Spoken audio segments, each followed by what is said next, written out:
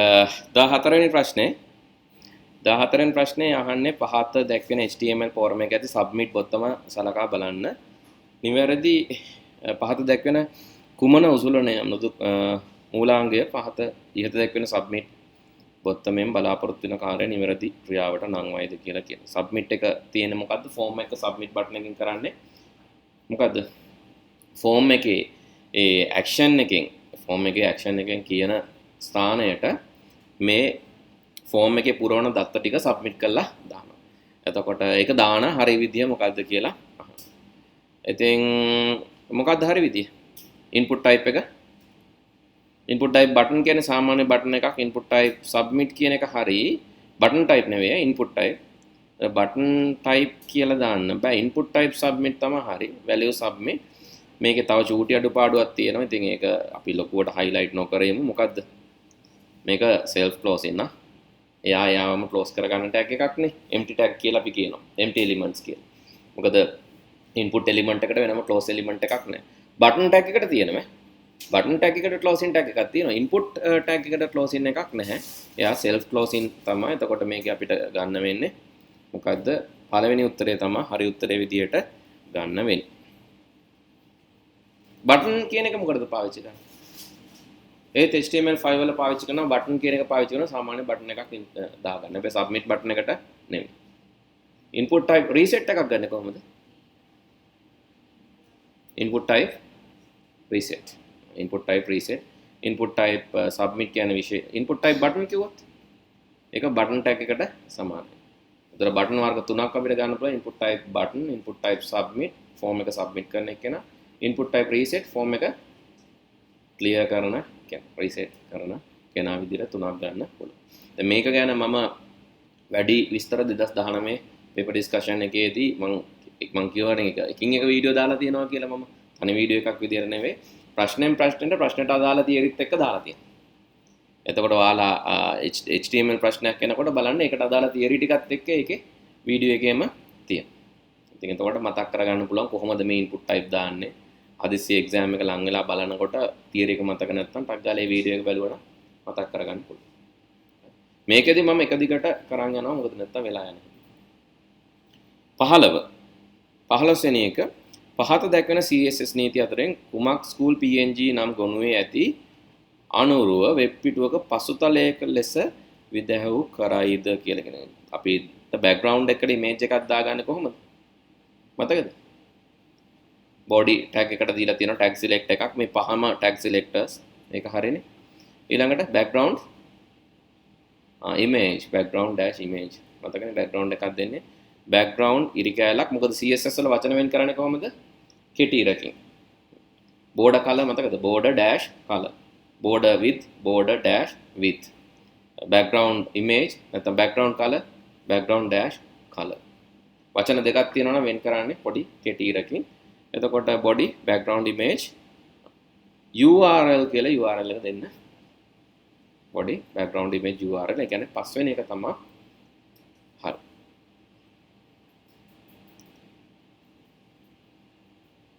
මේ අනිත් එකක්වත් වැඩ කරන්නේ නැහැ CSS වල වැඩ කරන්නේ අර අන්තිමටම තියෙන එක background image කියන එකේ URL යටතේ දෙන්න ඕන මේ URL එක දීලා තියෙන විදිහට ඔයාලා කියන්න බලන්න image එක කොහෙද තියෙන්නේ image එකයි CSS ෆයිල් එකයි ගත්තම ඒ දෙක කොහෙද තියෙන්නේ එකම ෆෝල්ඩර් එකේ ඇයි රිලේටිව් රෙෆරන්ස් එක ඔයාලට මතක නම් නම දෙන්න පුළුවන් ළඟ ඉන්නවා නම් විතරයි ළඟ ඉන්නවා නම් කියන්නේ ඒක තේරුම එකම ෆෝල්ඩර් එකේ තමයි මේ CSS වලට අදාළ ෆයිල් එකයි HTML වෙන්නත් පුළුවන් CSS වෙන්නත් පුළුවන් ඒ ෆයිල් එක සහ ඉමේජ් එක තියෙන්නේ එකම ෆෝල්ඩර් එකේ සමහරවිට දැන් ඊළඟ එක්සෑම් වලදී අහන්න පුළුවන් ඔගේ ෆෝල්ඩර් ස්ට්‍රක්චර් එකක් දීලා කොහොමද කරන්න කියලා ඊළඟ අවුරුද්දේදී අහන්න පුළුවන් එතකොට අර රෙෆරන්ස් ඉනුත් තියනවාද කියලා බලන්න. මේ ප්‍රශ්නේම අහන්න පුළුවන් පොඩ්ඩක් අප්ඩේට් කරලා රෙෆරන්සින් පාර්ට් එකත් එක්ක.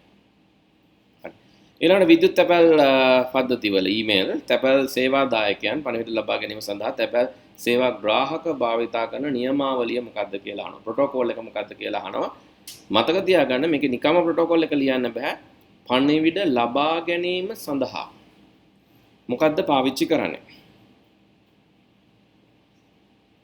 simple mail transfer protocol email වලටද අන්න ඔතනදී තමයි ගැටලුව. simple mail transfer protocol email වලට තමයි. හරි දැනට අපි එහෙම තියා දාගමු. ෆයිල් ට්‍රාන්ස්ෆර් ප්‍රොටෝකෝල් ඊමේල් වලට නෙවෙයි ෆයිල් වලට. Internet control message protocol ICMP. ඒ මොකටද? ඉන්ටර්නෙට් කනෙක්ෂන් එක තියනවද කියලා චෙක් කරන්න එහෙම අර පින් රික්වෙස්ට් එකක එහෙම ගහුවම යන්නේ. අපි ඔයාලට මතකද ටර්මිනල් එකේ අපි අර පින් කමාන්ඩ් එක ගහුවම යන්නේ ICMP. මම ගහුවොත් මෙතන Google එක කනෙක්ෂන් එක තියනවද කියලා බලන්න. ping www.google.com. එතකොට ICMP වලින් තමයි මෙසේජ් එක යන්නේ. right? මේන ICMP sequence කියලා. ICMP වලින් තමයි ඒ කියන්නේ ඉන්ටර්නෙට් කන්ට්‍රෝල් මෙසේජ් ප්‍රොටෝකෝල් කියන්නේ පණිවිඩය යවන්න. කනෙක්ටිවිටි චෙක් කරන්න මිසක් ඊමේල් වලට නෙවෙයි. Internet mail access protocol IMAP. ඒකත් ඊමේල් තමයි. හරි දැන් අපිට උත්තර දෙකක් තියෙනවා මේ විදිහට. මොකද්ද? SMTP තියෙනවා IMAP තියෙනවා. ඊළඟ ටෙල්නෙට්. ටෙල්නෙට් කියන රිමෝට් ඇක්සස්. දුරස්ත පිවිසීම. රිමෝට් ඇක්සස් වලට පාවිච්චි කරන. එතකොට 1.4යි කෝකද හරි? ඔතන තමයි සමහර කට්ටිය වරද්ද ගන්න. එක සිලෙක්ට් කරොත් මොකද්ද ප්‍රශ්නේ? ඒ simple mail transfer protocol server අතර ඊමේල් යවන්නයි ගන්න. හැබැයි මෙතන අහන්නේ මොකද්ද? පණිවිඩ ලබා ගැනීම සඳහා. එමනම් IMAP. ලබා ගන්න පාවිච්චි කරන්නේ IMAP. එහෙම නැත්නම් POP. Post Office Protocol කියන එක පාවිච්චි කරන්න පුළුවන්. එහෙම නැත්නම් simple SMTP කියන එක පාවිච්චි කරන්නේ ඊමේල් යවන්න සර්වර්ස් එක. version එකනේ 3 එක. POP3. POP3 POP කියන්නේ Post Office Protocol. POP3 කියන්නේ Post Office Protocol third version.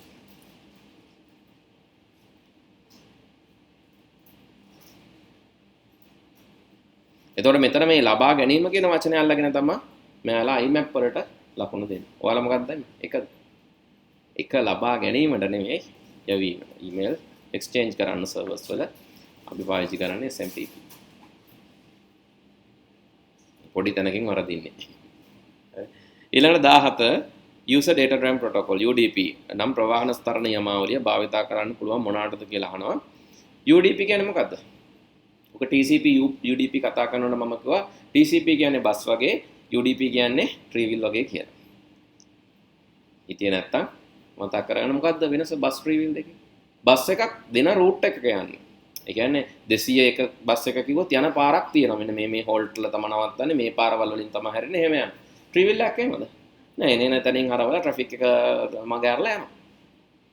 එතකොට දැන් ඔය දෙක මතක තියාගත්තම නිකන් අපි හිතමු UDP කියන්නේ ට්‍රීවිල් ප්‍රොටෝකෝල් එක. TCP කියන්නේ බස් ප්‍රොටෝකෝල් එක. බස් යන එක රිලයබල්. ඒ කියන්නේ අපි දන්නවා මේ කනෙක්ෂන් එක හදලා පාර හදලා කියන එකේ තේරුම මේ රූට් එකක් තියෙනවා. කලින් හදාගත්ත virtual circuit එකක් තියෙනවා. ඒ virtual circuit එකේ යනවා නම් අපි කියනවා TCP කියලා. මතක නැත්තම් ලියාගන්න. TCP කියන්නේ reliable. virtual circuit එකක් හදනවා. පාරක් හදලා යන්නේ. හැබැයි UDP unreliable. පාරක් හදන්නේ නැහැ. එන විදියට යනවා. වඩා ඉක්මනින් යන්න පුළුවන් කාටද? UDP. අසෙන් අර එම්ෙන් දාලා යනවා. routers වලින් රින්ගලා එක තැන් වලින් යන්න පුළුවන්. UDP වලට යන්න පුළුවන්. හැබැයි TCP වලට යන්න TCP වලට එහෙම ෆාස්ට් යන්න බෑ. හැබැයි reliable. මොකද ඒ රූට් එකේ තමයි යන්නේ. එතකොට මේකෙන් අහනවා මොකද්ද? භාවිතා කරන්න පුළුවන් reliable communication නෑ. විශ්වාසනීය නැහැ යා. සහතික කරන ලද බෙදා හැරීම. ඒත් බෑනේ නේද? සහතික කරලා බෙදා හරින්න සම්බන්ධනාභිමුඛ sannivedana connection oriented communication. මම කිය පාර හදලා යන්නේ කියලා connection oriented ඒක තමයි කියලා තියෙන්නේ. සම්බන්ධනාභිමුඛ sannivedana කියලා. පාරක් හදලා යන්නේ. ඒ යන්නේ කවුද? TCP. එතකොට විශ්වාසනීය මේ communication කිව්වොත් TCP. සහතික කරන ලද බෙදා හැරීම කිව්වොත් ඒත් TCP. සම්බන්ධනාභිමුඛ sannivedana කිව්වොත් connection oriented protocol ඒකත් TCP. ප්‍රමාණිකුල බෙදා හැරීම. order delivery ඒත් TCP. ඊළඟට එනවා මංහසුරු අතර තත්ත්ව හොමාරු කිරීම. හරි ඒකට පාවිච්චි කරන්න පුළුවන් UDP එකක්. මංහසුරු අතර මංහසුරු කියන්නේ මොනවද?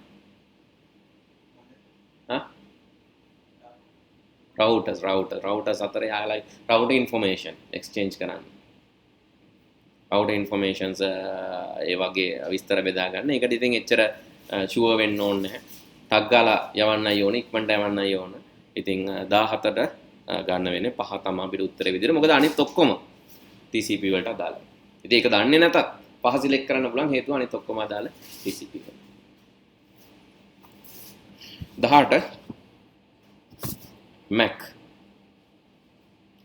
message authentication code කියලා කියනවා Mac එකට. තව එකක් මොකද්ද? media access control කියලාත් කියනවා.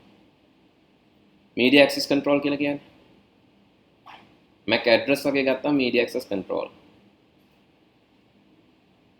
කියන එක තමයි. දැන් Mac address ගැනනේ මේ අහලා තියෙන්නේ. කියන්නේ මේ අහන්නේ media access control ගැන. අනිත් Mac එකකුත් තියෙනවා. Mac message authentication code කියන Mac එකකුත් තියෙනවා. උදේට Mac ලිපින සම්බන්ධයෙන් Mac ලිපින කියන්නේ physical address එකක්. network card එකට address වර්ග දෙකක් තියෙනවා. හරියට ඔයගොල්ලන්ගේ ගෙවල් වලට address වර්ග දෙකක් තියෙනවා වගේ. එකක් තමයි ගෙදර තියෙන පාර අනුව අපි හිතමු ගෙදර තියෙන්නේ පාරේ නම මල් පාර කියලා. එතකොට අපිට දාන්න පුළුවන් මොකද්ද සඳලු විජේවර්ධන number 35 මල් පාර ගම්පහ මොකක් හරි එකක් දාන්න පුළුවන්. හරි. ඒ ඇඩ්‍රස් එක දැන් සඳලු කියනවා ගෙවල් අසල්වැසියෝ ඔක්කොම කම්ප්ලේන්ට් කරනවා මේක වෙනස් කරන්න ඕන මේක හරි කැතයි මේ අපි දාමු මේකට ෆස්ට් ලේන් කියලා දාමු කියලා. ඊට පස්සේ ඔය විදිහට කොහොම හරි කට්ටිය යෝජනා කරලා නම වෙනස් කරනවා. දැන් වාගේ ඇඩ්‍රස් එක මොකද්ද? දැන් සඳලු ලක්කර විජේවර්ධන හරි නම්බර 35 ෆස්ට් ලේන් ගම්පහ. දැන් පොඩක් ඩීසන්ට් කියලා අපි හිතමු මේ විදිහට වෙනස් කරගත්තා කියලා. ඉතින් ඒක මොකක්ද? ඕන වෙලාවට එහෙම ඇඩ්ජස්ට් කරන්න පුළුවන් ඇඩ්‍රස් එකට ලොජිකල් ඇඩ්‍රස් කියලා කියනවා. හැබැයි සඳලුගේ ගෙදර තියෙන අක්ෂාංශ දේශාංශ එයාට කැමති විදිහට වෙනස් කරන්න බෑ. ඒක අපේ ෆිසිකල් ඇඩ්‍රස් එක වගේ. අපි දැන් එනවා ඇඩ්ජස්ටබල් වෙනස් කරන්න පුළුවන් ෆිසිකල් ඇඩ්‍රස්. අපි ඔරිජිනල් එක කතා කරමු. ROM වලත් දැන් එනවා read only නොවන ROM. writable ROM, flash ROM කියලා කියන්නේ. flash ROM කියන්නේ writable ROM. ඒවා එනවා. අපි ඔරිජිනලි එන එක ගැන කතා කරොත් ROM කියන්නේ read only. ඒ වගේ තමයි ඔරිජිනල් ෆිසිකල් ඇඩ්‍රස් එක වෙනස් කරන්න බෑ. කියන එක තමයි අපි ඉන්න ස්ථාවරය. හැබැයි දැන් ගත්තම මේක වෙනස් කරන්න පුළුවන්. ඒ හින්දා IT වල සදාකාලික සත්‍යයක් කියලා එකක් නෑ. ඉස්සරහට ඒවා වෙනස් වෙනවා. දැන් ගත්තොත් ROM write කරන්න පුළුවන් ROM වල. ඒ වගේම දැන් ගත්තොත් physical address MAC address වෙනස් කරන්න පුළුවන්. හැබැයි originally ගත්තම MAC address එක වෙනස් කරන්න බෑ. physical address එක හරියට අක්ෂාංශ දේශාංශ වගේ. ඊළඟට logical address එක ඕන විදිහට පොඩ්ඩක් එහාට මෙහාට කරගන්න පුළුවන්. දැන් ඒක තව උඩ තට්ටුවක් ගන්නවා විතර. එතකොට දානවා 35න් 1 කියලා තව අලුත් address එකක්. ඒ විදිහට වෙනස් කරන්න පුළුවන්. එයා වෙනම දෙනවා නම් වෙනම light line එකක් අරගෙන එහෙම කරනවා නම් rent එකට දෙන්න උඩ තට්ටුවක් ගන්නවා. දාලා address එක වෙනස් කරලා දෙන්න. හරි. ඉතින් ඒ වගේ තමයි දැන් මේකේ අහනවා MAC address පිළිබඳ සත්‍ය වන්නේ කුමක්ද කියලා. සෑම උපජාලයකටම අනන්‍ය MAC ලිපිනයක් ඇත. සෑම ජාල සෑම ජාල උපාංගයකටම අනන්‍ය වූ MAC ලිපිනයක් ඇත. ඔව්. ඇත්තද? අනන්‍යද? අනිත් ඒවා නැද්ද? යුනික්ද? එකම එක තැන් දෙක තියෙන්න පුළුවන්ද? MAC address එක යුනික් address එකක්. ඉතින් ඒක අපිට ගන්න පුළුවන් හරි විදිහට. හැබැයි මෙහෙමයි මම කිව්වා MAC address වෙනස් කරන්න පුළුවන් දැන් කියලා. ඒ හින්දා තව එක MAC එකක් අපි කියන MAC spoofing කියලා. ඒතර දෙපැත්තම හිතන්න ඕන. අනන්‍ය එකක් ආවත් තව එක්කෙනෙක්ගේ MAC එකක් සයින් කරන්න පුළුවන්. අපි ඒ හින්දා ඒක පොඩ්ඩකට තියලෙමු. ඊළඟට සෑම ජාල සංග්‍රාහකයකටම host අනන්‍ය ජාල සංග්‍රාහකයකටම කියන්නේ මොකද්ද? host හැම hostම තියෙනවා කියලා කියනවා. ඊළඟට කියනවා මෙතන මොකද්ද? සෑම ජාල අතුරු මුහුණතකටම අනන්‍ය MAC ලිපිනයක් ඇත. ඒක වඩාත් නිවැරදිනේ. හැම උපාංගයකටම තියෙනවා කියන්නේ ඉතින් බෑ. ඒකට network connection නැත්තම්. ජාල උපාංග තියෙනවනේ සමහරවිට ජාල උපාංගයක් තියෙනවා. සමහරවිට ඒකට වෙනම ඉන්ටර්ෆේස් එකක් නැහැ. ඉන්ටර්ෆේස් එකක් නැති උපාංග තියෙන්න පුළුවන්. එතකොට ඇත්තටම ප්‍රශ්නයක් තියෙනවා ජාල උපාංගයක්ද කියලා. එහෙම එකක් නැත. හැබැයි ඒකට වඩා හොඳයි ඊළඟට අපි මේක මේ ඉන්ටර්ෆේස් කියලා ගත්තොත් වැඩිය හොඳයි. වඩාත් නිවැරදි එකනේ අහන්නේ. ඉතින් එතකොට තුන්වෙනි එක මම හිතනවා තුන්වෙනි එක වඩාත් නිවැරදි කියලා. මොකද පළවෙනි එක ගත්තාම හැම ජාල උපාංගයකටම කියනවට වඩා හොඳයි ජාල අතුරු මුහුණ තියෙන ඉන්ටර්ෆේස් එකට තියෙන. host තියනවා කියලා කියන්න බෑ. ඒක host සමහරට අපි හිතමු host MAC address දෙකක් තියෙන්න පුළුවන්. network card දෙකක් ගහලා තිබ්බොත්. නැත්නම් ඔයාලගේ laptop එකක් තියෙනවා laptop එකේ තියෙනවා RJ45 එකකුත් තියෙනවා Wi-Fi එකකුත් තියෙනවා. ඒතර ඉන්ටර්ෆේස් දෙකක් තියෙනවා wireless interface එකයි wired interface එකයි. එතන MAC address දෙකක් තියෙන්න පුළුවන්. ඒ හින්දා දෙවෙනි එක හරි එකක් නෙමෙයි. තුන්වෙනි එක වඩා නිවැරදි. ඒතර එම උපාංගයන් ස්ථාපනය කරන අවස්ථාවේදී පවරනු ලබයි.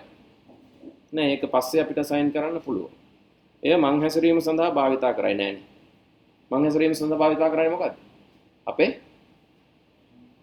logical address එක. ඒ කියන්නේ IP address එක. එහෙමනම් මේකේ වඩාත් නිවැරදි එක විදියට අපි කියන්න පුළුවන් 3 මාර්කින් ස්කීම් එකේ මොකක්ද දීලා තියෙන්නේ? 3. එකත් ගන්න බැරි කමක් නැහැ. හැම ජාලුපාංගයකටම හැබැයි ආයෙත් අර ප්‍රශ්නේ එනවා. හදිස්සියවත් network interface දෙකක් තිබ්බොත්. ජාලුපාංගයක් තියෙනවා network interface දෙකක් තියෙනවා. ඔය ප්‍රශ්නේ.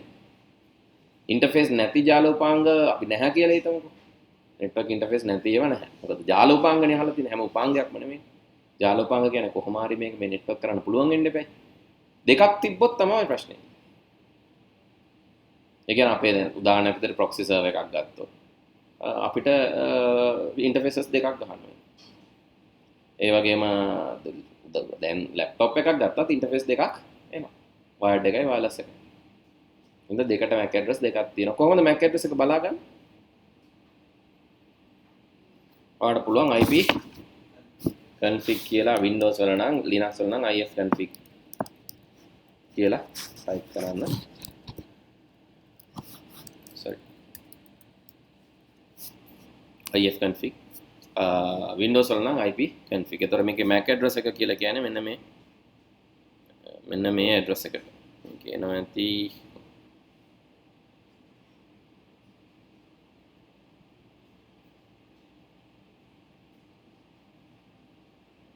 IP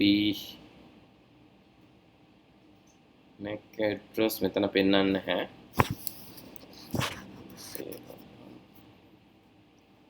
හරි. මෙතනදී මම පෙන්නන්නේ මම කනෙක්ට් වෙච්ච හොස්ට්ලා. දැන් මෙතන ඉස්සරහින් පෙන්වන IP address එක ඒකට අදාළ MAC address එක තමයි මේ සයිඩ් එකෙන් පෙන්නන්නේ. මේ ARP-A command එකෙන් මම කනෙක්ට් වෙච්ච address resolution protocol. address resolution protocol එක පාවිච්චි කරන්නේ MAC එක IP එකට පරිවර්තනය කරන්න. IP එක MAC එකට පරිවර්තනය කරන්න පාවිච්චි.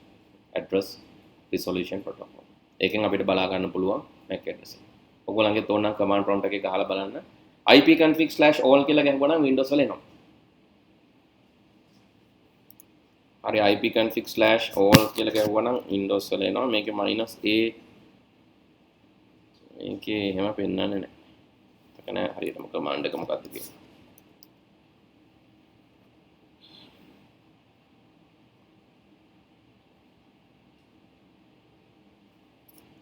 -c ifconfig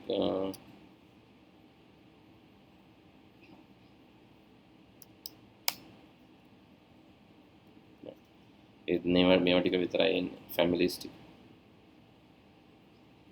මට හරියටම command එක මතක නැහැ මේ අරගේ ipconfig/all Windows වල ipconfig alirac all කියලා ගහුවම MAC address එක එනවා නේද බලන්න ipconfig space alirac all මෙන්න මේ command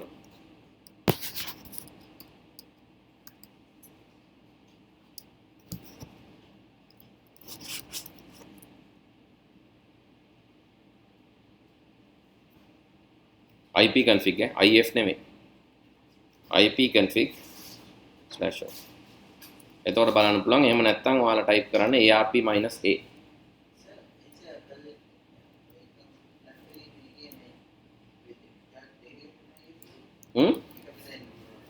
මොකද්ද ඔව් ඉතින් මේ ඇප්ලිකේෂන් වෙනස් නේ මේකේ ටර්මිනල් එක ඔකේ කමාන්ඩ් ලයින් එක ඔපරේටින් සිස්ටම් දෙකක් එකයි මේ කමාන්ඩ් එකෙන් එනවා එනවද නැති වෙන විදියක් නෑ එනවා හරිනේ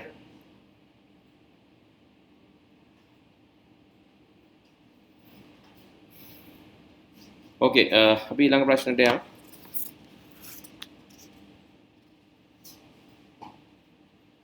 ඔව් හරිනේ නැද්ද හොද ටෙස්ට් කරලා බලුවද එනවද කමාන්ඩ්ස් වල දැනගන්න ඕන. Windows commands මේ Linux ඕන නැහැ. Windows command වල දැනගන්න. හරි ඊළඟට 19 වෙනි ප්‍රශ්නේ උපජාලයක පළමු හා අවසාන ලිපියන දීලා තියෙනවා. මෙම උපජාලයේ උපජාල ආවරණය කුමක්ද කියලා අහලා තියෙනවා. මේක අනුව මොකක්ද උපජාල ආවරණය? සබ්නෙට් මාස්ක් එක අහලා තියෙනවා.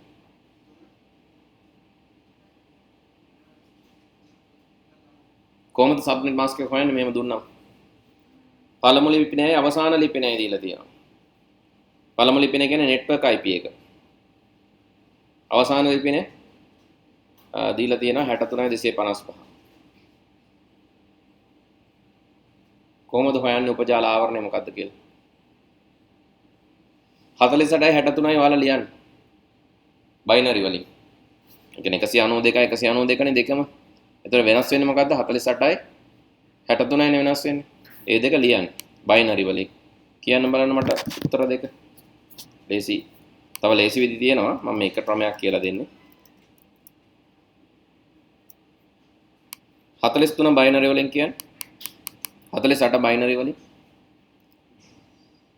මොකද මේ 192 එකයි. 100 ඒවත් ලියන්න පුළුවන්. 192 කියන්නේ 128කුයි 64යි.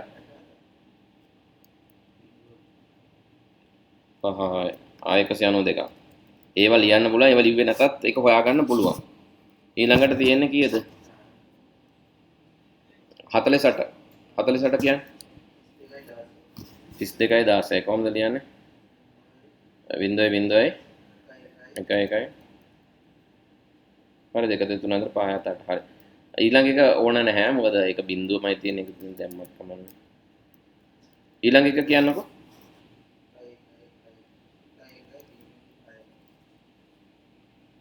අ 63 කොහොමද ලියන්නේ?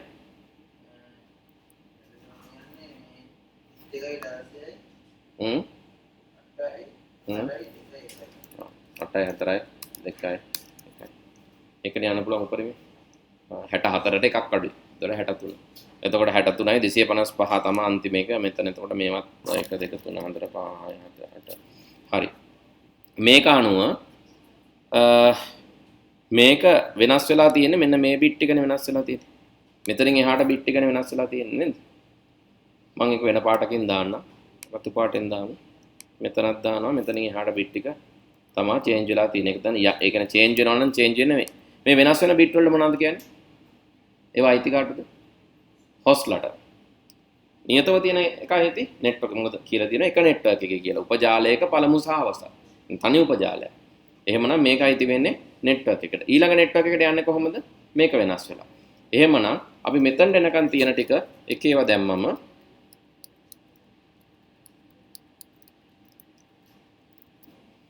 එතනින් එන එක අපි කියනවා මේකේ සබ්නෙට් මාස්ක් එක කියලා. මෙතෙන්ට එනේවා ටිකන් එන්ට්‍රි එකට මම එකේව දානවා. මේකේව දාලා මම කියපු ටික මොකද ඒක අයිති වෙන්නේ කාටද? ඒක අයිති වෙන්නේ නෙට්වර්ක් එකට. ඒ නෙට්වර්ක් එකට අයිති IPs ටික පෙන්නන එකේව ගාන අපි ලියාගත්තම ඒකෙන් එන්නේ මොකද්ද? සබ්නෙට් මාස්ක් එක. එහෙමනම් සබ්නෙට් මාස්ක් එක මොකද්ද?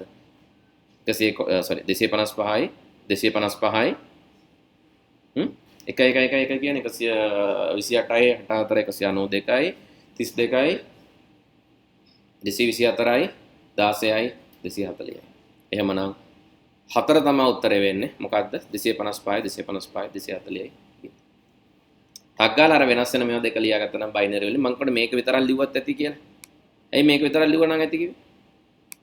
අපි දන්නවා කොනේ තියෙන බිඳුව මේ දෙපැත්තේ තියෙන්නේ 255 දෙකක්. මොකද මේක 192 192 මෙතනත් 192 192 වෙනස් වෙලා නැහැ. එහෙමනම් මුල් දෙකම 255 255 කියන එක අපි දන්නවා. අන්තිම එක බිඳුව කියලා අපි දන්නවා සබ්නෙට් මාස්ක් එකේ එන විදිහ. මොකද ඒ ටික මේක මෙතනින් එහාට වෙනස් වෙනවා කියන්නේ මේක ක්ලාස් B විදිහට යන්නේ. එහෙම නැත්නම් ඔයාලට හිතන්න පුළුවන් මේක ක්ලාස්ලස් ඉන්ටර් ඩොමේන් රවුටින් කියලා හිතුවත් කමන්නේ CIDR කියලා. ඒ නොටේෂන් මතක නැත්නම් ඒවා ගැන වැඩි හිතන්න යන්න එපා. කොහොම වුණත් අපි දන්නවා වෙනස් වෙන ටික මෙතන තියෙන්නේ. එතකොට වෙනස් වෙන ටිකේ නියත බිට් ටික අපි හොයාගත්තා. මොකද එකම නෙට්වර්ක් එකේ තියෙන මේ දෙක. එහෙනම් එතනට එනකන් අපිට තියෙන අපේ සබ්නෙට් මාස්ක්. ඕන දෙයක් තියෙනවා නම් ලියා ගන්න. ඔය විදිහට තමයි කැල්කියුලේට් කරන්නේ. 19 උත්තරේ 4.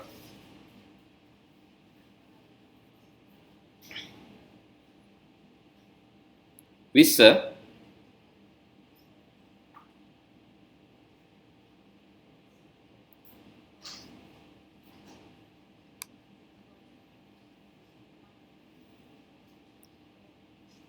දීලා තියෙනවා ඒක අහනවා B පන්තියේ ජාලයක සංග්‍රාහක ලිපිනයක් කියලා.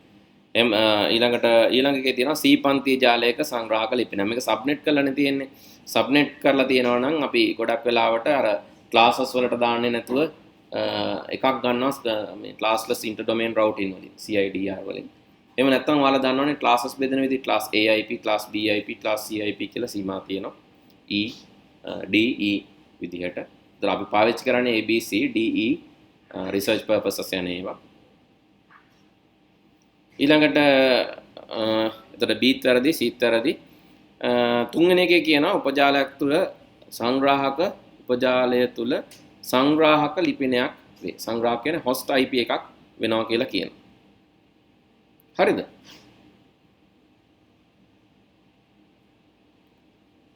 උපජාලයක සංග්‍රාහක ලිපිනයක්.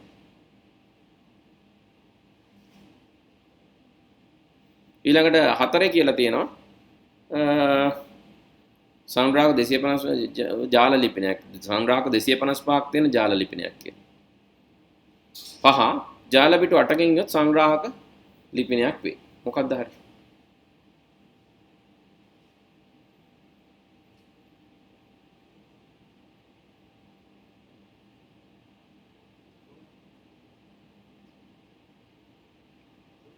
එකසිය 72යි 16යි 48යි බිඳුව 48යි බිඳුව 24 කියන්නේ කීයද බිට් ගණන් කරන්න 24 කියන්නේ කොහොමද එන්නේ 24 කියන්නේ මේක සබ්නෙට් කරොත් 1 2 3 4 5 6 7 8යි 9 10 11 12 13 15 16යි 17යි 18යි 19 20යි 21 22 23 24යි එතනින් එහාට හොස්ලට ඒකනේ දීලා තියෙන්නේ ඊළඟට මේ දීලා තියෙන ඇඩ්‍රස් එක මොකක්ද කියලා අහනවා මේකේ 24යි 8යි 16යි 24යි 24ක් දීලා අහනවා 172යි 16යි 48යි බිඳුව කියන්නේ මේකේ පළවෙනි එක කියන්නේ මොන ලිපිනයක් ජාල ලිපිනයක් පළවෙනි එක කියන්නේ ජාල ලිපිනයක් එතකොට මේකේ සංග්‍රාහක ලිපිනයක් කියන එකේ 3යි හරි කිව්වේ ඒ තුන්වෙනි එක හරි කියලා කිව්වේ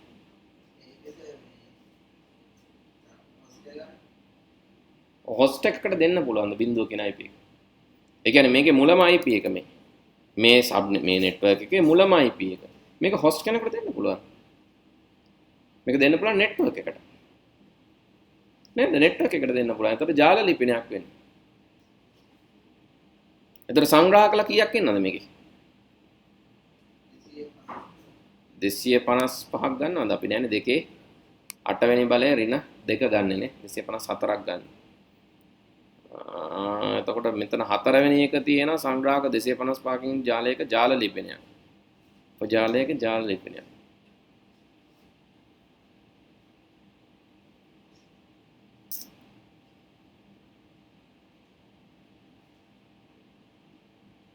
හැබැයි මෙතන තියෙන ප්‍රශ්නේ මෙන්න මේක තමයි මට තියෙන ගැටලුව. මෙතන තියෙන 172යි 16යි 48යි 200 යනු. 200 ගැනනේ අහලා තියෙන්නේ නේ. 200 ගැන අහුවොත් මේක ගැන නෙමෙයිනේ අහන්නේ. 200 කියන්නේ ඒක හරි. ඔයා කියපු මේක හොස් කෙනෙකුට දෙන්න බෑ. හැබැයි මෙන්න මේ උපජාලයේ සංග්‍රාහක ලිපිනයක් කියන එක හරි. මම අනිත් පැත්තට හිතුවේ. හරි. එතකොට තුන්වෙනි එක ගන්න බලන්න කොහමද? හරිනේ මේ තියෙන්නේ මොකද්ද? පටලවා ගන්න එපා. මට අපට පැටලුණා මේක කියනකොට. 172යි 16යි 48යි බිඳුව කියන්නේ මොකද්ද? ඒක නෙට්වර්ක් IP එකක්. හැබැයි අහන්නේ මෙයා ගැනනේ 200 ගැනනේ.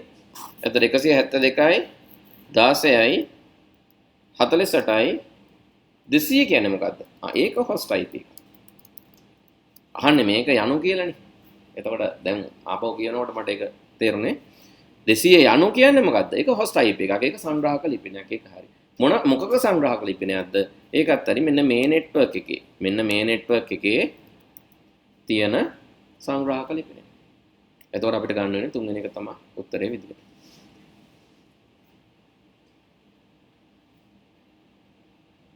හතර ගන්න බැරි 254ක් එන්න ඕන. බිටු 8කින් යුතු සංග්‍රාහක ලිපිනයක් ජාල බිටු 8කින් නෑ. ජාල බිටු 8ක් නෙවෙයි ජාල බිටු 24ක් තියෙනවා. එතකොට B පන්තියේ ජාලයක සංග්‍රාහක ලිපිනයක් නෙවෙයි. ක්ලාස් නෙවෙයි මෙතන යන්නේ. C පන්තියේ ජාලයක එකකුත් නෙවෙයි. තුන්වෙනි එක හරි. සංග්‍රාහක 255කින් යුතු උපජාලයක ජාල ලිපිනයකුත් නෙවෙයි. ජාල ලිපිනයක් නෙවෙයිනේ මේක. 200 ගන්නේ යහන්නේ. සංග්‍රාහක ලිපිනය. පැහැදිලි දේවා දන්නේ නැත්නම් network IP කියන්නේ මොකද්ද මට කියන්න. network එක දැන් මෙහෙම එකක් තියෙනවා. මේකනේ අපි ලියන්නේ 24 කියන එක ලියන්නේ මේවා 24ක් ලියනවා. මේක 24 ලිව්වම එතකොට මේකේ මුලම එක මොකද්ද? මුලම එක හොයාගන්නේ කොහොමද? අපි ඊළඟට දීලා තියෙන 172 දීලා තියෙනවනේ.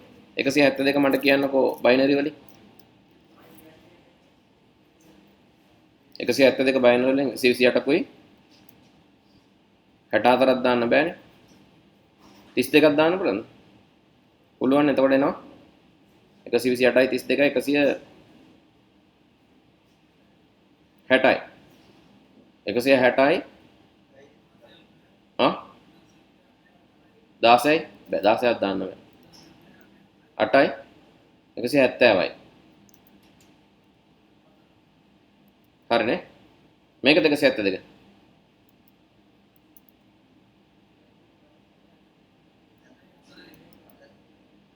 8යි හරිද sorry හරිනේ පඩෙන් දෙකකුයි දෙකක් ඕනේ 128යි 32යි 8යි 4යි 8යි 8යි දෙකක් ඕනේ දැන් හරි 172යි 16යි 64 නෑ 32 නෑ 16යි ඊළඟට 48යි 48යි කොහමද හරිනේ ඊළඟට 200 192යි 8යි හරිනේ 200 ඊට පස්සේ මේ දෙක ඇන් කරන්නකෝ ඇන් කරාම මොකක්ද දෙන්නේ එකත් එක එක ඇන් කරාම එකයි එකත් එක බිංදුව ඇන් කරාම බිංදුවයි එකයි බිංදුවයි එකයි එකයි බිංදුවයි බිංදුවයි ඇන් කරගෙන යනවා මම එකත් එක බිංදුව ඇන් කරාම බිංදුවයි බිංදුවයි බිංදුවයි එකයි බිංදුවයි බිංදුවයි බිංදුවයි බිංදුවයි එකයි එකයි බිංදුවයි sorry බිංදුවයි බිංදුවයි බිංදුවයි බිංදුවයි මෙතන බිංදුවත් එක්ක ඇන් කරාම මේ එන IP එක මේක තියෙනවනේ මේකට අපි නමක් කියනවා මේක තමයි network IP නමක් කියනවා ඒකට අපි කියනවා network IP කියලා මට ගණන් හදලා කියන්න කීයද network IP එක එතකොට මේකේ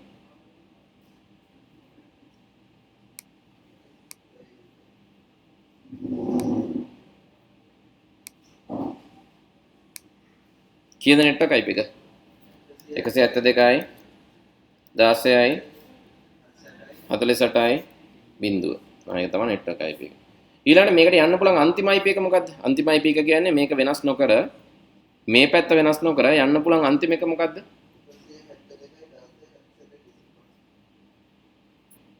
ඔව් මෙතනින් එහාට වෙනස් වෙන්න බෑනේ. මොකද මේ ටික මේ network එකට අයිති කියලා දීලා තියෙනවා. එතන මේ ටික අයිති වෙන්නේ network එකට. ඒක දීලා තියෙනවා. මේ ටික අයිති වෙන්නේ network එකට. ඒක දීලා තියෙනවා. එතන මෙතනින් යන්න පුළුවන් උපරිම මේක ඔක්කොම එක එක ඒවා වුණාම. එතකොට ඒක මොකද්ද?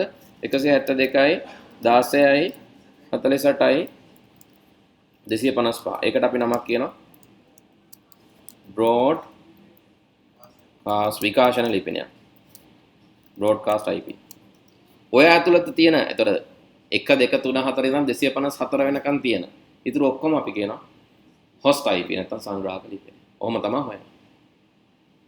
අපිට යම්කිසි IP එකක් තියෙනවනම් ඒ IP එක මෙතන තියෙන්නේ මොකද්ද? subnet mask එකත් එක්ක අපිට දීලා තියෙන IP එක AND gate එක තුලින් යැවීමෙන් ලැබෙන එක network IP එක. ඒකේ network කොටස වෙනස් කරන්න නැතුව යන්න පුළුවන් අවසන් IP එක broadcast IP එක. විකාශන ලිපිනය. අයි විකාශන ලිපිනයක් පාවිච්චි කරන්නේ හැම හොස්ටම පණිවිඩයක් දෙන්න ඕන නම් broadcast කරන්න. ඒ අතරතුර සියලුම IP සංග්‍රාහක ලිපිනය. පැහැදිලිද? අවශ්‍ය කොටස් තියෙනවා නම් ලියා ගන්න.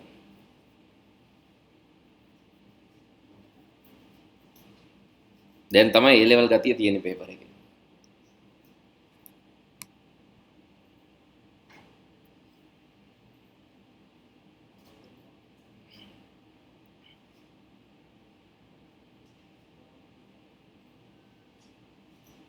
විසිඑක්වෙනි ප්‍රශ්නේ TCP IP පරිගණක ජාලය තුළ Transport Protocol Data Unit TPDU ලෙස හඳුන්වන්නේ මොකක්ද කියලා අහනවා. TCP IP පරිගණක ජාලයක හරි Transport Protocol Data Unit අපි කියනවා Protocol Data Unit කියලා. Protocol Data Unit කියලා කියන්නේ අපි ගත්තොත් පැකට් එකක් නෙවෙයි. හරි frame එකක්. frames යන්නේ මොකේද? frames යන්නේ සාමාන්‍යයෙන් පල්ලෑ layers වල frame network layer එකට network layer එකේ තමයි ගොඩක් වෙලා data link layers වල තමයි frames කතා කරන්නේ. segment එකක් කියන්න පුළුවන්. window එකක් කියන්නේ frames කීපයක් ගිහිල්ලා හැදෙන අපි කියන එකපාර යන frames ටික parallel window එකක් කියලා කියනවා. message එක කියන්නේ සම්පූර්ණ පැකට් එක තියෙන්නේ කොහෙද? පැකට් එක තියෙන්නේ IP layer එකේ. අර layers කීපයක් තියෙනවනේ. මොනවාද? Please do not throw sausage pizza away කියලා ගත්තොත්. Physical, data link, network, transport. Please do not throw physical, data link, network, transport. ඊළඟට sausage pizza away. Session, presentation, application. application layer එකේ තියෙන මොනවද? messages.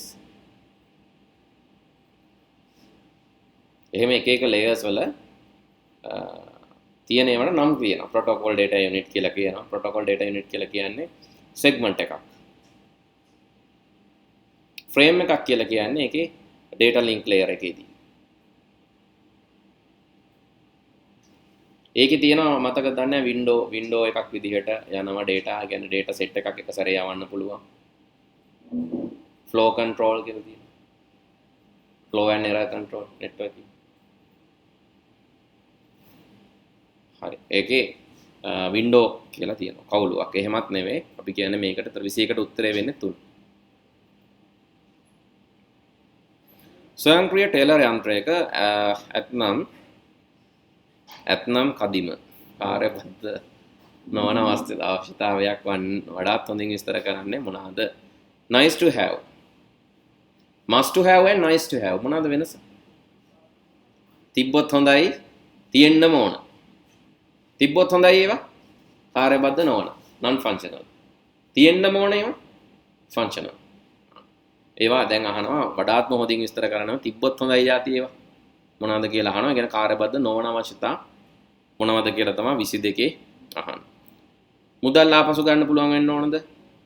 යුතුයමය කියලා තියෙනවා. යුතුයමය කියන්නේ යුතුයමය තමයි. තියෙන්නම ඕන. තියෙන්නම ඕන නම් කාර්යබද්ධ. ඩිපොසිට් කරන්න දෙන්න ඕන. ඩිපොසිට් කියන්නේ ඒකත් කාර්යබද්ධ. ඊළඟට සියලුම සංනිවේදන සඳහා බිටු 250ක ගුප්ත කේතනය එන්ක්‍රිප්ෂන් එකක් ගැන කියලා තියෙනවා. 256ක එන්ක්‍රිප්ෂන් එකක් පාවිච්චි කරන්න කියලා තියෙනවා. ඉතින් එන්ක්‍රිප්ෂන් තියෙන්න ඕන. nice to have නෙවෙයි. තිබ්බොත් ලස්සනයි වගේ එකක් නෙවෙයි. තියෙන්න ඕනේ. ඊළඟට ටච් ස්ක්‍රීන් එකක් තිබ්බොත් හොඳයිලු. ටච් ස්ක්‍රීන් නැතත් වැඩේ වෙනවනේ නේ. හැබැයි ටච් ස්ක්‍රීන් එකක් තිබ්බොත් ඒක ටිකක් වැඩි හොඳයි. ඒක හරි. තප්පර 5ක් තුලදී මුදා හැරීම යුතුයමය.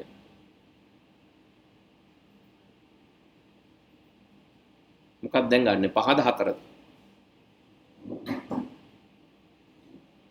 තප්පර 5ක් ඇතුළතදී මුදා හැරිය යුතුයමය.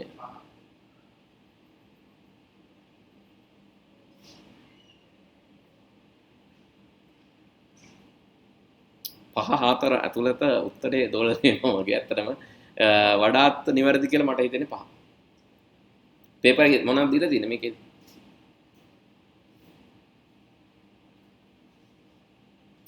ආන්සර් ස්ක්‍රිප්ට් එකේ දීලා තියෙන්නේ මොනවද? මේ මොකද්ද? 4ද? ඒක doubtful. මොකද සාමාන්‍යයෙන් අපි කියනවා nice to have කියන්නේ ඒ non functional requirement කාර්යබද්ධ නොවන අවශ්‍යතා කියන්නේ කාර්යබද්ධ අවශ්‍යතා ඉෂ්ට කර ගැනීමට තියෙන limitation කියලා කියන එක තැනක. ඒ දැන් අපි හිතමු කාර්යබද්ධ අවශ්‍යතාවය lift එක උඩට යන එක. lift එක ඉක්මනට උඩට යනවා කියන්නේ කාර්යබද්ධ නොවන අවශ්‍යතා කියන එකේ තමයි අපි කතා කරන්නේ. එතකොට මෙතන තප්පර 5කදී මුදා හැරිය යුතුයම කියන එක මුදා හැරීම සම්බන්ධ constraint එකක් නේ තප්පර 5. ඒකයි මම කිව්වේ මේක කාර්යබද්ධ නොවන විදිහට ගන්න පුළුවන් කියලා. හැබැයි touch screen එකත් තියෙන එක screen එකක් තියෙන්න ඕන තමයි. screen එකට අවශ්‍ය screen එකට constraint එක මොකද්ද? touch screen එක. screen එකක් තියෙන එක කාර්යබද්ධ. touch screen එකක් තියෙන එක සමහරට කාර්යබද්ධ නොවන කියන එකට තමයි වැටෙන්නේ. එතකොට 4ත් හරි 5ත් හරි. මේ සැරේ එක්සෑම් එකේ හැටියට ඔයාලා කියන විදිහට 4 තමයි දීලා තියෙන්නේ. කමන්නේ එකක් දෙකක් හරි කියන්න බෑ. 5 ගන්නත් පුළුවන්. 5ේදී මට තියෙන ඩවුට් එක තප්පර 5කදී මුදා හැරිය යුතුයමයි.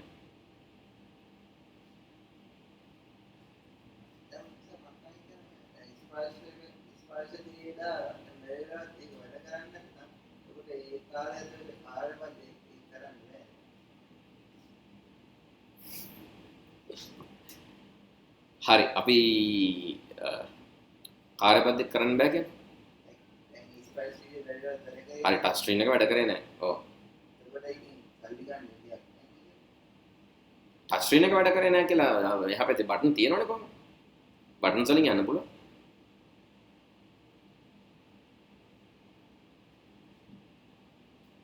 සමහරට මෙහෙම එකක් වෙන්න පුළුවන් ට්‍රාන්සැක්ෂන් ලිමිටේෂන් එකක් විදිහට තප්පර පාදී දෙක නොගෙන හිටියා වෙන්නත් පුළුවන්. ටච් ස්ක්‍රීන් එක වැඩ කරේ නැහැ කියලා ප්‍රශ්නේ නැහැ. ස්ක්‍රීන් එක වැඩ කරන්න ඕන. ස්ක්‍රීන් එක ඔයා කියන කතාව හරි. ස්ක්‍රීන් එකම වැඩ කරන්නේ නැත්නම් ප්‍රශ්නයක් තියෙනවා. ටච් ස්ක්‍රීන් එකේ ටච් එක වැඩ කරන්නේ නැහැ කියලා ප්‍රශ්නයක් නෑ. බටන්ස් තියෙනවනේ දෙපැත්තට. එතකොට 4 ගන්නත් පුළුවන් 5 ගන්නත් නම් කමන්නේ. ඉතින් උත්තරේ අරන් තියෙන 4 ඉඳන් අපි 4 දාමු. ඊළඟට 23 වෙනි එක අලෙවි තොරතුරු පද්ධතියක දත්ත ගැලීම් සටහනක දක්වා ඇති පහත සංකේතයේ අඩංගු ගෙවීම් තොරතුරු නිරූපණය කරයි. හරි. ඒකේ අහලා තියෙනවා මොකද්ද ඊයත වදන්තියේ හිස්තන පෙරවීමට වඩාත්ම සුදුසු මොන සංකේතය ගැන තමයි අහන්නේ. පහත දක්වා ඇති ගැලීම් සටහන දක්වා ඇති පහත සංකේතය අඩංගු වූ ගෙවීම් තොරතුරු නිරූපණය කරයි. එතකොට මේකෙන් පෙන්වන්නේ මොකද්ද කියලා. ෆ්ලැට් ෆයිල් එකක්ද ෆයිල් ට්‍රේ එකක්ද කාඩ්බෝඩ් ෆයිල් එකක්ද ෆයිල් කැබිනට් එකක්ද සිම්බල් එක දාන්නේ මොකටද ඔය T ඔය විදියට ස්ක්වයර් එකක් දාලා උඩ මේව එකක් දාන්න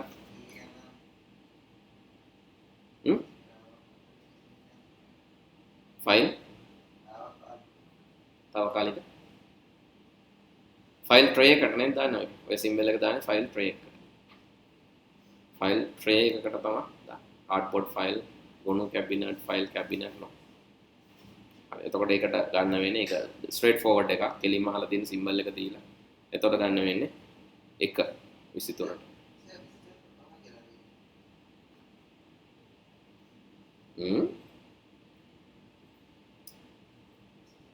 පොඩ්ඩින් 23ට පොඩ්ඩින් 23 නෑන් එක ඒ කියන්නේ උත්තර බලලා තමයි ලිව්වේ. හරි හරි හයි ඩේටා ෆ්ලෝ දත්ත ගැලීම ආකෘතියේ නිවැරදි වන්නේ කොමක්ද කියලා අහනවා. 24 පහත සටහන් අනුව මොකක්ද හරි කියලා අහනවා. මේකේ මොකක්ද හරි? මේකේ තියෙන මේ පැත්තට ඇරෝ එක විතරයි මෙහෙට එක විතරයි මේකේ තියෙනවා දෙපැත්තටම ඇරෝස් එක හරි A to B හැබැයි මේක ඩිරෙක්ට්ලි යන්න පුළුවන්ද මෙහෙම C වලට C කියන්නේ මේකේ තියෙන අර ෆයිල් ට්‍රේ එකක් නේ ෆයිල් ට්‍රේ එකක් නෙමෙයි මැනුවල් ෆයිල් එක M නේ දාන මෙහෙම එකක් තියෙනවා මැනුවල් ෆයිල් එතකොට ප්‍රශ්නයක් තියෙනවා මේ සිම්බල් එක දාන්නේ මොකටද මට කියන්නේ රවුමක් දාන්නේ DFD එකේ රවුම දාන්නේ මොකටද මේ පැත්තේ ක්‍රියාවලියකින් කෙලින්ම කනෙක්ට් කරන්න පුළුවන්ද මේ වෙන්නේ මොකක් කොයි විදිහටද කනෙක්ට් කරන්න ඕන කනෙක්ට් කරන්න ඕන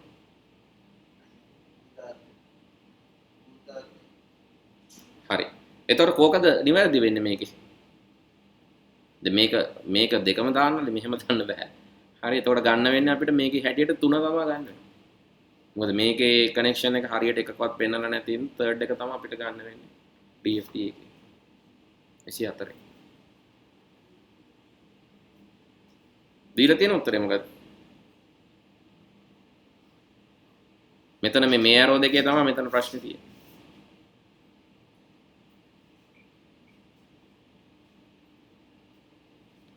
tree තමයි ගන්න වෙන්නේ හරි විදිහට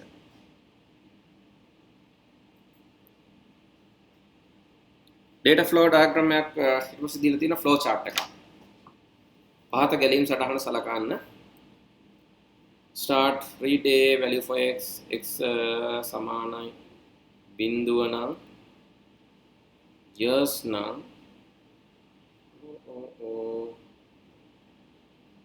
ගීතලේ ප්‍රශ්නයක් තියෙනවානේ හරි අහලා තියෙන දෝෂය තමයි අහලා තියෙන්නේ මොකද්ද මේකේ මේ පැත්තට දත්ත ගැලුවට කවදාවත් මේ පැත්තට දත්ත ගලන්නේ නෑ අයියේ මේ තීරණය නෝනම් යන්න පැත්තක් තියෙනවා තීරණය යස් නම් යන්න පැත්තක් නෑ අයියේ මේ ඊතලේ දාලා තියෙන්නේ මේ පැත්තටනේ යන්න ඕනේ එළියට එතකොට මොකද්ද මේකේ තියෙන ප්‍රශ්නේ කියලා අහනවා end දෙකක් තියෙන නේද ප්‍රශ්නේ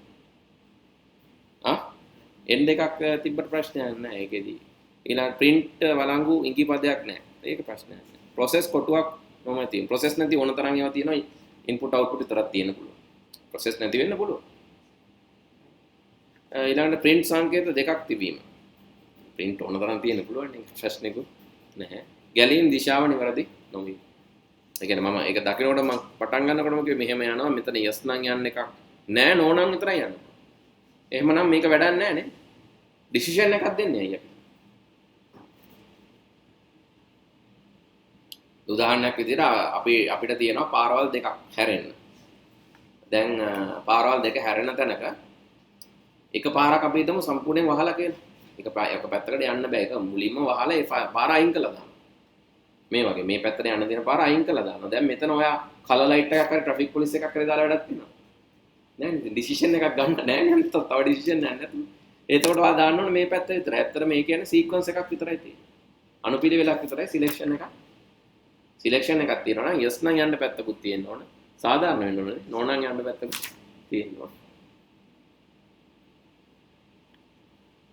තේරෙනවනේ දැයි මේකේ ෆ්ලෝ එක වැරදි කියලා. මේ ඊතලේ මේ පැත්තට ආවනම් මේක හරි. එතන මේකෙන් වෙන දේ ගැන නෙමෙයි අහලා තියෙන්නේ. හරි වැරද්ද ගැන තමයි අහලා තියෙන්නේ.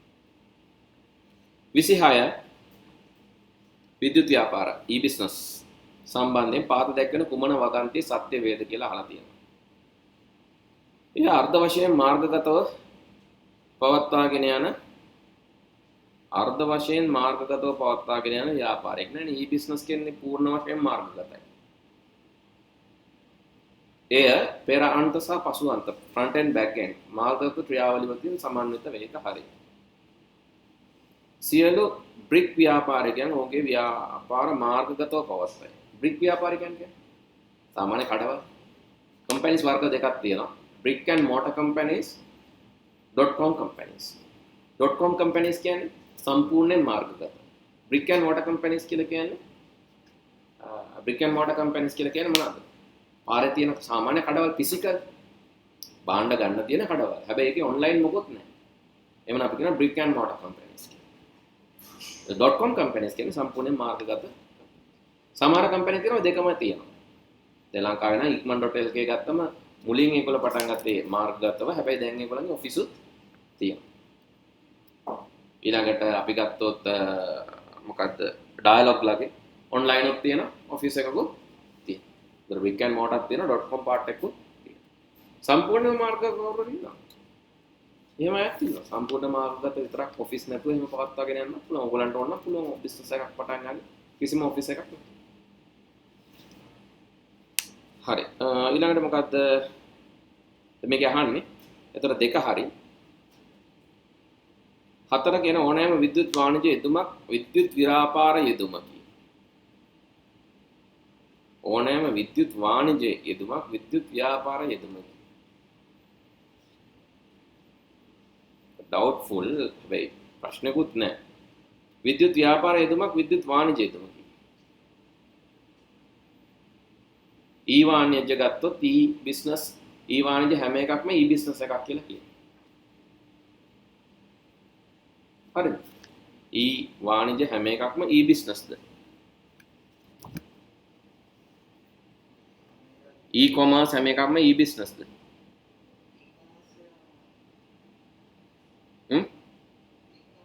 නැත්නම් ඊ බිස්නස් හැම එකක්ම ඊ කොමර්ස්ද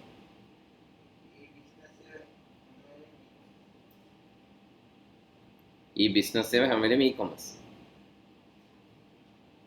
විද්‍යුත් ව්‍යාපාර යෙදුමක්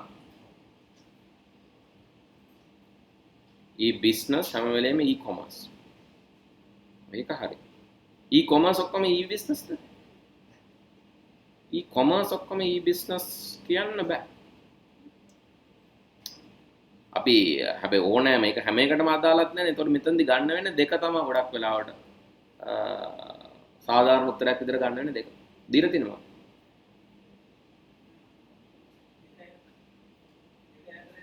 දෙකයි හතරයි ප්‍රශ්න දෙක තියෙනවා දෙක තමයි මේකෙදි වඩා සාර්ථක උත්තරේ විදිහට ගන්න වෙන්නේ අරකෙදි ඩවුට්ස් තියෙන හින්දා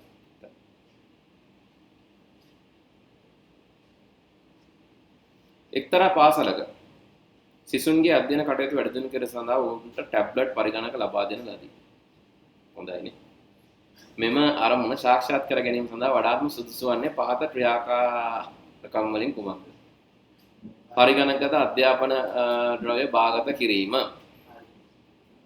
විනෝදාස වීඩියෝ නැරඹීම වලන කරන්නේ මිතුරන් අතර ස්නික් පණිවිඩ යැවීම චැටිං බ්ලොග් ලිවීම පරිගණක ට්‍රීටර් එක තමයි ඉතින් හොඳයි කියන්නේ මොකද්ද කියලා නෑ ගන්න වෙන්නේ එක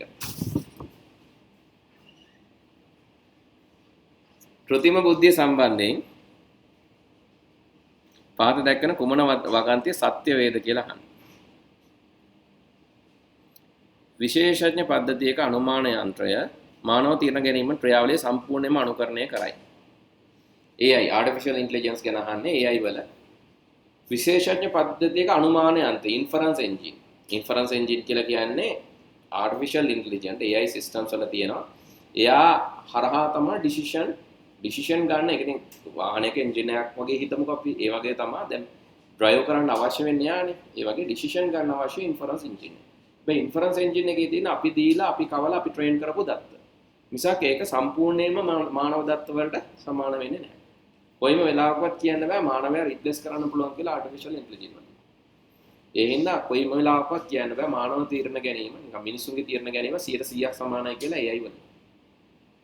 ඒ හින්දා එක වැරදි. ඊළඟට විශේෂඥ පද්ධතිය දැනුම් සම්මුදායක් විශේෂඥයෙකුගේ ප්‍රාථමික දැනුම පමණක් අඩංගු වේ එහෙම නැහැ. ඒක ප්‍රාථමික දැනුම නෙවෙයි ද්විතීයික ඕන මට්ටමක තියෙන්න පුළුවන්. හරි.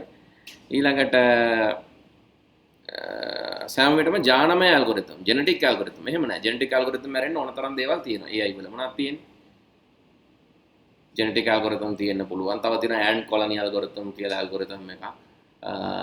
ඒ ආටිෆිෂල් නියුරල් නෙට්වර්ක්ස් ෆසිලොජි ඒ වගේ තව ඇල්ගොරිතම් තියෙනවා. තව ඇල්ගොරිතම් ගොඩක් තියෙනවා. ඊළඟ ජානමය ඇල්ගොරිතම් මගින් දියට ගැටලුවක් සඳහා එක් පිළිතුරක් පමණක් ලබා දෙන්නේ නැහැ. කීපයක් දෙන්න පුළුවන්. ජානමය ඇල්ගොරිතම් එකේදී ප්‍රශ්න විසඳුම පූර්ණ කරන කීපයකදී පරිණාමණය කරයි. ඒක හරි. ජෙනටික් ඇල්ගොරිතම් එකේ ස්වභාවය තමයි එන්න මේ ඉටරේෂන් කීපයකදී මේ උත්තරේ ඩිවෙලොප් වෙනවා. ජෙනටික් ඇල්ගොරිතම් එකෙන් බලාපොරොත්තු වෙන්නේ ඒක තමයි. ජීන්ස් වලින් වෙන්නේ ඒකනේ. දැන් ඔයාගේ අම්මගේ තාත්තගේ ජාන වලින් ගත්තම ඔයා ඊට වැඩි දෙයක් කරන්න තමයි හැම වෙලෙම try කරන්න. මොකද ඒ දෙකින් mix එකක් නෙවා. ඒ හින්දා ඊළඟ ඉටරේෂන් එකේදී ඔයාට තියෙන හැකියාවන් වෙනස්. අපි හිතමු ඔයාගේ අම්මා හොඳ මියුසික් පැත්තෙන් ඉහළටම ගිය කෙනෙක්. යන හොඳට සිං කරන්න. තාත්තා මොන හරි ඩ්‍රාමා හරි ඩාන්සින් පැත්තෙන් ඉස්සරහට ගිය කෙනෙක්. සමහර පුතාට ඒ දෙකම පුළුවන් වෙන්න පුළුවන්. එතකොට එයාගේ ළමයින්ට තව ඊටත් අමතරව තව මැතමැටිකල් එයා මැරි කරන්නේ තව මැත්ස් පැත්තෙන් හොඳ නොලෙජ් එකක් තියෙන එකෙක් නම් ඒ වගේ දේකුත් තව ඇඩ් වෙනවා. ඒ වගේ ඊළඟ ඉටරේෂන් එකේදී ජෙනටික් ඇල්ගොරිතම් කියන්නේ ඊළඟ ඉටරේෂන් එකේදී ආන්සර් එක ඩෙවලොප් වෙනවා. තිබ්බට වැඩිය හොඳ ආන්සර් එකක් දෙනවා. ඒක තමයි ජෙනටික් ඇල්ගොරිතම් එකෙන් බලාපොරොත්තු. එතකොට උත්තරේ මොකක්ද ගන්න? 28ට 5. 29. ඇල්ගොරිතම් සම්බන්ධයෙන් පහත කුමක් සත්‍ය වේද? ගැටලුවක් විසඳීමට යොදා ගන්නා පියවරවල සමූහයක් ඇල්ගොරිතමයක් ලෙස හැඳින්වේ. ගැටලුවක් විසඳීමට යොදා ගන්නා කාර්යවල අනුක්‍රමණයක් ඇල්ගොරිතම් ලෙස හැඳින්වේ. පියවර සමූහයක්ද කාර්යවල අනුක්‍රමණයක්?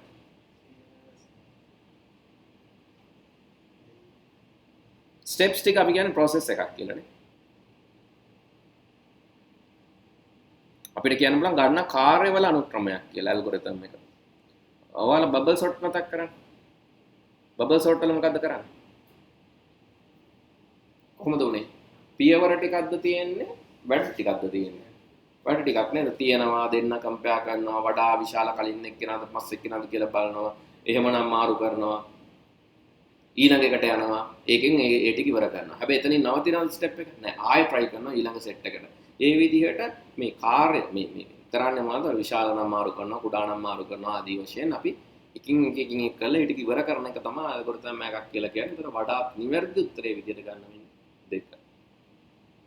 කාර්යවල අනුක්‍රමණයක් කියන එක. පියවර සමූහයක් කියන්නේ ස්ටෙප්ස් ටිකක්. ස්ටෙප් ගෲප් එකක්. ඒ පියවර අනුක්‍රමණයකුත් නෙවෙයි දීලා තියෙන පියවර සමූහයක්. කීයට හරිනේ. ඒතර දෙවෙනි එක තමයි ගන්න වෙන්නේ 29ට. උත්තරේ විදිය. 1 2 දෙකම දීලා තියෙනවද? නෑනේ.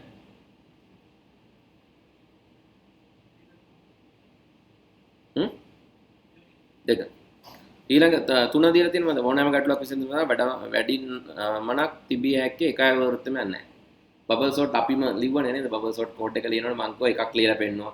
ඔයගොල්ලන්ගේ net එකේ මං අරන් බැලුවම තව එකක් තිබ්බා එහෙම ලියලා. මං කෝ ඒක තව ඔප්ටිමයිස් කරලා ලියන්න පුළුවන්.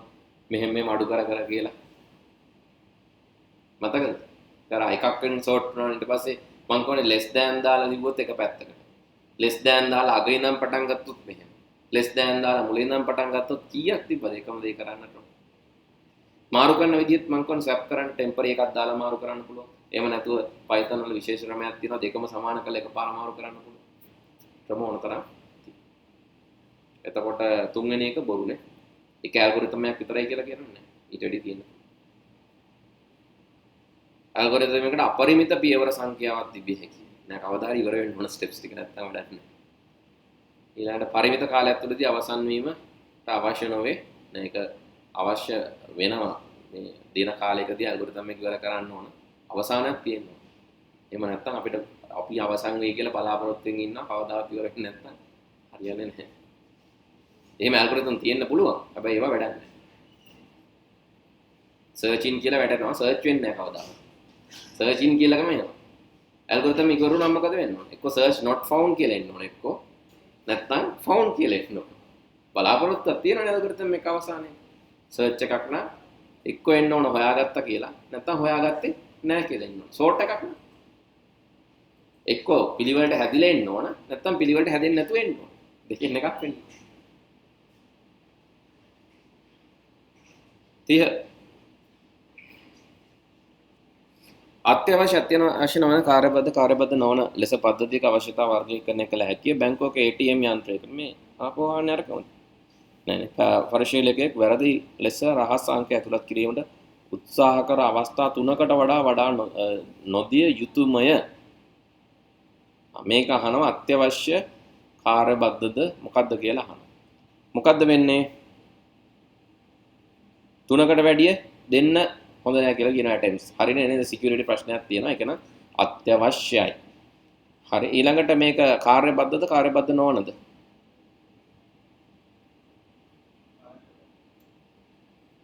අවස්ථා තුනකට වඩා නොදී යුතුයමය. යුතුයමය කියන එකට අපි ගත්තම මොකක්ද වෙන්නේ? යුතුයමය sorry මේක ඇත්තරම රහස් සංඛ්‍යා ඇතුළත් කිරීම සම්බන්ධ කන්ස්ට්‍රේන්ට් එකක් නේ. රහස් සංඛ්‍යා ඇතුළත් කරන්න යන්නේ ඇතුළත් කිරීම සම්බන්ධව පොඩි ලිමිටේෂන් එකක්. ඒවට අපි මොනවද කියන්නේ? කාර්යබද්ධ නොව. අත්‍යවශ්‍ය හැබැයි කාර්යබද්ධ නොව. 30ට ගන්න වෙන දෙක. මොකක්ද දීලා තියෙන්නේ? එකද? දෙක ගන්න වෙන්නේ. එක දීලා තියෙනවා. දැන් මම අර මේ ඉන්ටර්නෙට් රෙෆරන්ස් එක නම් බැලුවා දැන් එක තියෙන්නේ. මේක දෙක මම හිතන්නේ එන්න ඕන. මොකද මේ මම කියවනේ එක හොයාගන්නේ කොහොමද කාර්යබද්ධද නොවනද කියලා. කාර්යබද්ධ ඒවා කෙලින්ම ෆන්ක්ෂනල් රික්වයර්මන්ට් කෙලින්ම කියලා තියෙන සිස්ටම් එකේ මේක තියෙන්න ඕන. තියෙන්න ඕන විදිහ ගැන කියනවා නම් ඒකෙදි කියන්නේ කාර්යබද්ධ නොවන. ඒ කියන්නේ මම කියනවා දැන් ඔයාලට ඔය ඉස්කෝලේ තියෙන ඉස්කෝලේ යනකොට සුදු කමිසෙයි කලිසමයි ඇඳගෙන යන්න ඕන. සුදු කලිසමයි සුදු කමිසෙයි ඇඳගෙන යන්න ඕන. කාර්යබද්ධ අනිවාර්යයෙන්ම වෙන්න ඕන. ඊට පස්සේ ඒ ඇඳන් එන එකේ ෆෝල්ට් එක කොහොමද තියෙන්න ඕන? ඒකේ මේව එක තියෙන්න ඕන කොහොමද? ඒක ටයිට් වෙන්න ඕනද නැද්ද? ඒව මතත් අල්ලනවනේ. ඒව මොනවාද? ඒව නන් ෆන්ක්ෂනල්. මේක කොහොමද තියෙන්න ඕන කියලා. සුදු ඇඳුමක් වෙන්න ඕනේ. ඒක අනිවාර්යනේ. සුදු නැතු වෙන පාට රතු පාටයක් ඇඳගෙන යන්න බෑනේ ඉස්කෝලේ එක පාටම යන්නේ ඉතින්. හරි පාට ඇඳගෙන යන්න බෑ. සුදු ඇඳුම විය යුතුයි. කාර්යබද්ධ. හැබැයි සුදු ඇඳුමේ කිල්ටි වෙන්නේ නැතුව තියෙන්න ඕන. සුදු ඇඳුමේ මොනවාද? තව මෙන්න මෙහෙම තියෙන්න ඕන. මේ විදිහට මහලා තියෙන්න ඕන. ගවුමන් නම් මෙන්න මේ ගාන උස තියෙන්න ඕන. ඒවා කාර්යබද්ධ නෝ. හැබැයි ඒකත් අපිට ගන්න බලන්න අත්‍යවශ්‍යද නැද්ද කියලා. ඒ ඉස්කෝලේ යනවා අපිට තීරණය කරන්න බෑ. ඉස්කෝලෙන් කියනවා මෙහෙම තිබ්බ නැත්නම් එළියට දානවා කියලා. ඒතරද අත්‍යවශ්‍යයි. හරි 30 ඊළඟට තියෙන 31 normalization වලින් එහාට අපි පොඩි බ්‍රේක් එකක් අරගෙන ඉතුරු ටික කතා කරමු. මම උගුර රිදෙනවා.